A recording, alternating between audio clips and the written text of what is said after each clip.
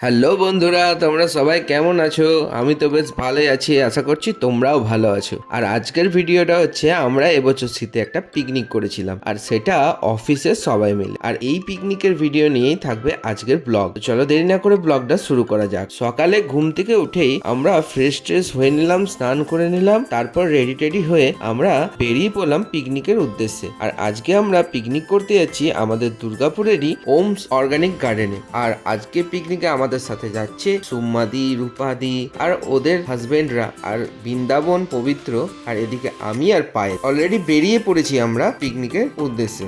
আমাদের জন্য কিছুটা আগে অপেক্ষা করছিল সুম্মাদি আর সুম্মাদির মেয়ে। তারপর আমরা একসাথে চলে গেলাম ওখানে, আর ওখানে অলরেডি অপেক্ষা করছিল রূপাদির মেয়ে বৃন্দাবন, পবিত্র।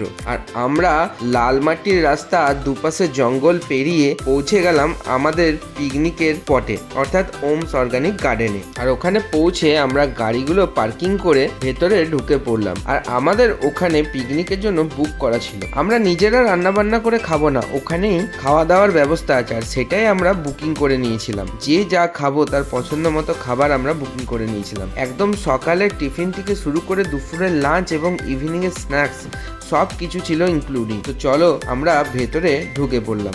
এই গার্ডেনটা খুব বেশি দিনের নয়, এখনো সম্পূর্ণভাবে তৈরি হয়নি, তবুও খুব সুন্দরভাবে সাজিয়েছে গার্ডেনটা। দেখলাম ভেতরে বিভিন্ন রকম ফুলের গাছ, সবজির গাছ দিয়ে খুব সুন্দরভাবে সাজিয়েছে গার্ডেনটা। আর আমরা সেই সব সুন্দর সুন্দর ফুলের গাছ দেখতে দেখতে আমরা আরো ভেতরে ঢুকে পড়লাম। আর যেহেতু আমাদের টিফিনের সময় হয়ে গেছিল, তাই সবার খিদেও পেয়ে গেছিল। আর আমরা দেরি না করে সোজা টিফিন খাওয়ার জন্য আমরা খাবার কাউন্টারেই চলে গেলাম প্রথমে। আর টিফিন কাউন্টারে গিয়ে আমরা টিফিনটা কালেক্ট করে নিলাম, লুচি আর তরকারি। তারপর আমরা ওখানে একটা বড় হল রুমে বসার জায়গা ছিল খাওয়া দাওয়া করার জন্য, সেখানে বসে আমরা সকালের টিফিনটা সবাই মিলে সেরে ফেললাম। আমরা টিফিন কমপ্লিট করে বাইরে বেরিয়ে গার্ডেনটা একটু ঘুরে ফিরে দেখছিলাম চারিদিকটা কি সুন্দরভাবে সাজানো। তারপর এদিকে সুম্মাদির মেয়ে এবং রূপাদির মেয়ে দুজন একটা ছোট বাচ্চাদের চড়কে দেখতে পেয়ে চেপে পড়লো। ওরা একটু ঘুরে নিল আর আমরাও ওদেরকে একটু ঘুরিয়ে দিলাম। তারপর দেখলাম ওখানে বিভিন্ন রকম রাইডের ব্যবস্থা আছে,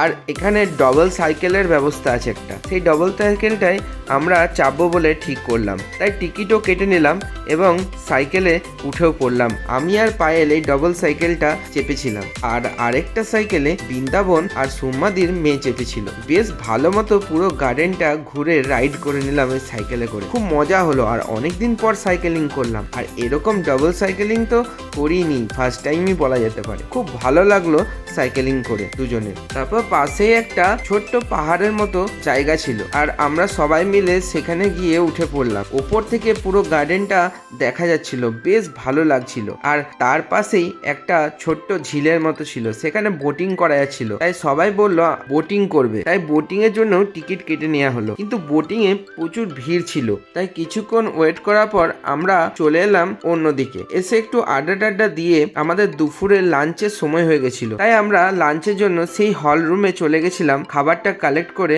ওখানে খাওয়ার জন্য। অলরেডি রূপাদির হাজবেন্ড চলে এসেছে, কিন্তু সুম্মাদির হাজবেন্ড আসবে না বললো, কোনো একটা কাজে প্রবলেমে আটকে গেছে। যাই হোক, খারাপ লাগলো, কিন্তু আমরা এই কজন মিলে আনন্দ করে লাঞ্চ করতে চলে গেলাম। দুপুরের লাঞ্চের খাবারটাও কালেক্ট করে আমরা সবাই টেবিলে একসাথে বসে পড়লাম লাঞ্চ করার জন্য। কেউ নিয়েছিল চিকেন থালি, কেউ নিয়েছিল ফিশ থালি। আর এখানে একবারই সমস্ত খাবার দিয়ে দেওয়া হয়, দ্বিতীয়বার এখানে রিপিট করা হয় না। আর একবারে যতটা কোয়ান্টিটি দেওয়া হয় সেটা অনেকটাই, তাই এখানে অনেকেই খাবার খেতে না পেরে নষ্ট করছিল। যাই হোক, আমরা মোটামুটি সব খাবার খেয়ে নিয়েছিলাম, নষ্ট কেউ সেরকম করিনি। তারপর লাঞ্চ কমপ্লিট করে আমরা বেরিয়ে এসে বাইরে দেখলাম আদিবাসী নৃত্য হচ্ছে, আর সেটা দেখতে আমরা কাছে চলে গেলাম এবং ওখানে গিয়েও একটা ছোট্ট করে ভিডিও করে নিলাম এই নাচের। তারপর আমাদের যেহেতু বোটিং এর টিকিট কাটা ছিল, তাই বোটিং এর কাছে চলে গেলাম। গিয়ে দেখলাম এখনো ভিড় রয়েছে, কিন্তু আমাদের যেহেতু নাম্বার চলে এসেছিল, তাই আমরা উঠে পড়লাম বোটে। দুটো বোট নেওয়া হয়েছিল, দুটো বোটে আমরা